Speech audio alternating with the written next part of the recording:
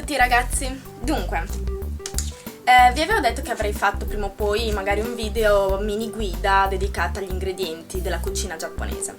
Innanzitutto, per fare questa mini guida mi rifaccio al libro che mi hanno regalato per il compleanno, Cucina giapponese, è veramente fatto molto molto bene. E quindi seguo, diciamo, anche i consigli di questo libro per darvi un'idea di quale possa essere la dispensa essenziale per cucinare giapponese. Ovviamente gli ingredienti sono molti di più, però visto che siamo in Italia non è facile reperire alcuni ingredienti, intanto vi do un'indicazione generale di quali siano quelli essenziali. Allora, innanzitutto abbiamo il riso giapponese, che io ce l'ho, l'avevo comprato a Milano in un negozio. Avevo preso ovviamente una bella confezione da quanti chili? Un chilo? No, 2,5 kg più o meno. E diciamo che il riso giapponese è diverso dai nostri, intanto ha i chicchi più corti, più tondeggianti e soprattutto dopo essere cotto diventa abbastanza colloso. Questo anche perché appunto loro mangiano con le bacchette e fosse diciamo, se i chicchi si staccassero bene quanti i nostri sarebbe ancora più difficoltoso mangiarli, quindi una volta cotti diventano abbastanza collosi, ideali appunto anche per gli onigiri o il sushi e così via. Poi abbiamo la salsa di soia giapponese, che come sapete può essere dolce o salata. Io ho questa qua, e questa qua, cioè la salsa di soia la trovate facilmente anche nei supermercati ormai. Vediamo se dice qualcosa a proposito della salsa di soia. Sì, qua consiglia di comprare una bottiglia grande da almeno 500 ml perché è più economica. Poi abbiamo il mirin. Il mirin che cos'è? È un sake dolce, quindi un vino di riso dolce che si utilizza in cucina. Io ho dov'è? Questo. E l'ho comprato, se non mi ricordo male, al Natura Sea.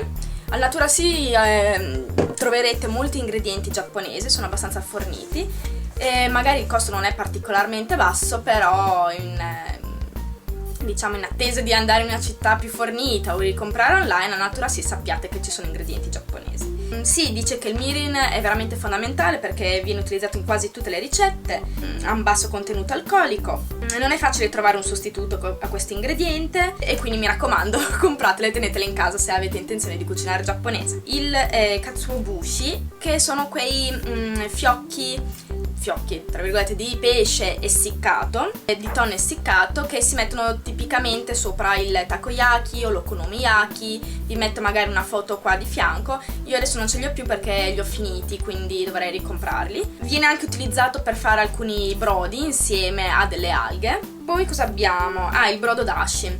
Il brodo dashi dov'è qua?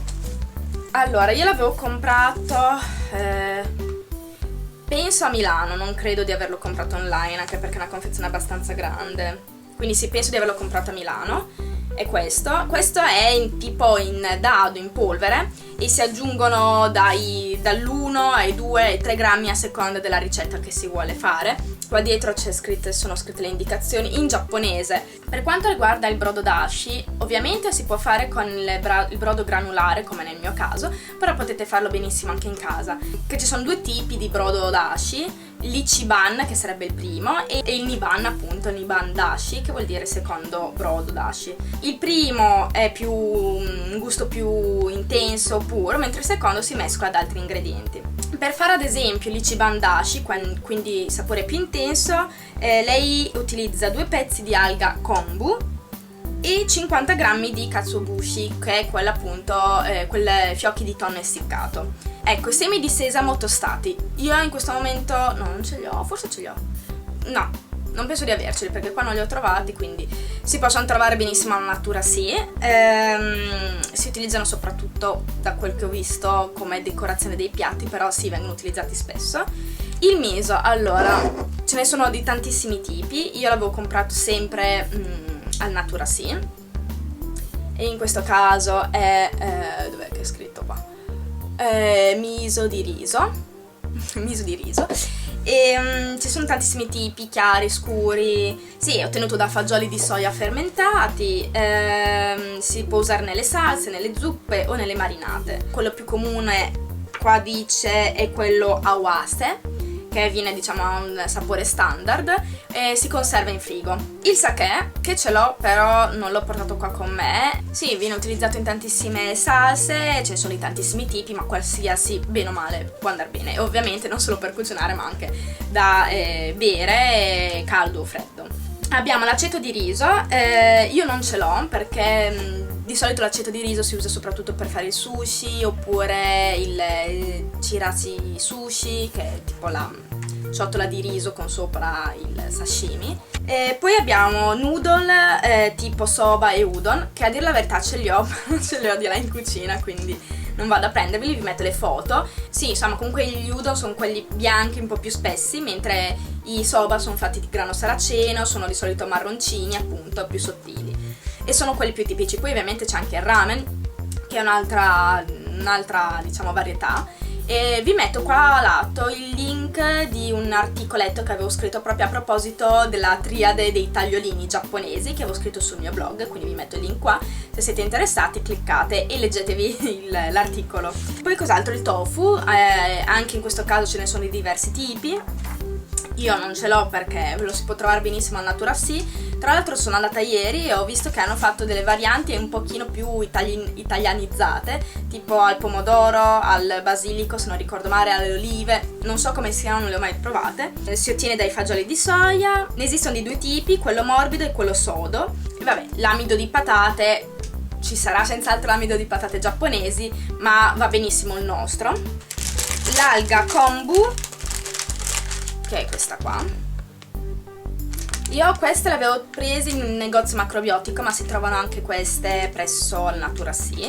Poi c'è l'alga wakame, l'alga nori, ve la metto qua di fianco, quella per fare il sushi ad esempio. Il wasabi, che non avrò probabilmente mai nella mia cucina perché non mi piace proprio, non riesco, il solo odore mi dà fastidio, quindi non ce l'ho. Il zenzero fresco, aglio e zucchero semolato. Questi sono gli ingredienti principali. Vi faccio una piccola parentesi sulle alghe.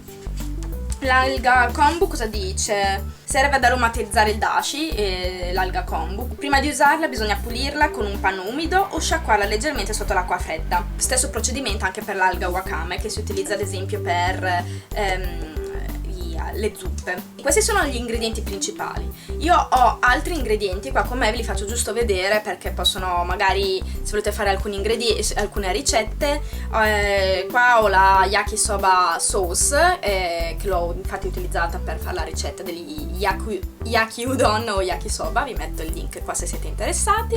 E l'avevo trovata sì, nel negozio di Milano, quindi ovviamente se fate un ordine online comprate tutto insieme piuttosto che un po' qua e un po' là, però se siete di Milano o in città grandi si possono trovare. La okonomiyaki sauce, che invece serve per ce la posso fare per l'okonomiyaki. Vi metto sempre il link della ricetta qua di fianco se volete andare a vedere la ricetta per l'okonomiyaki. Ci sarebbe anche la takoyaki sauce, però adesso che mi viene in mente secondo me è la stessa dell'okonomiyaki. Non ne sono certa, comunque sappiate che esiste anche quella per i takoyaki. Poi abbiamo l'alga aonori, che è questa qua, che in pratica è una sorta di alga nori tritata molto finemente, mettiamolo più o meno così, che serve come topping per okonomiyaki o takoyaki. Poi cos'altro?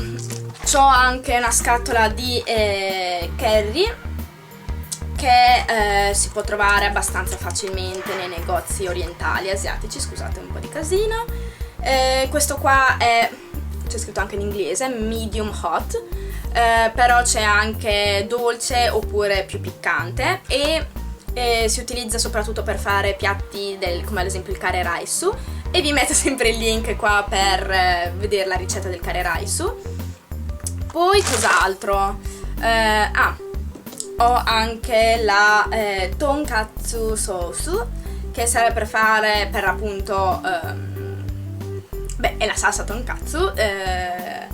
Non ho ancora la ricetta del tonkatsu, però in parte l'avete vista per fare il katsudon. La gente riderà a forza di dire questi nomi, ma si chiamano così in giapponese. ed è veramente ottima, quindi in generale con anche pietanze a base di carne, non per forza diciamo fritte, impanate come le cotolette, non è male neanche con ad esempio carne alla griglia, a mio parere. E poi ad esempio abbiamo anche la farina per tempura, e che si può trovare anche questa facilmente dalle nostre parti. Tra l'altro qua c'è scritto che si può utilizzare non solo per la tempura ma anche per torte e okonomiyaki, perché ci sarebbe la farina apposta per okonomiyaki e la farina apposta per takoyaki, che se la trovate meglio, così siete certi che insomma è quella giusta. Però potete usare anche quella per tempura, oppure anche la nostra, vengono anche abbastanza bene. E questi sono gli ingredienti che ho io, vi ho anche elencato quelli diciamo essenziali per la maggior parte delle ricette, e direi che più o meno ci siamo. Se avete domande oppure volete chiedere consigli su alcuni ingredienti giapponesi, io assolutamente sono qua disponibile, anzi se mi lasciate un commento sotto al video mi fate un piacere, spero che sia utile e ci vediamo la prossima volta. Ciao ciao!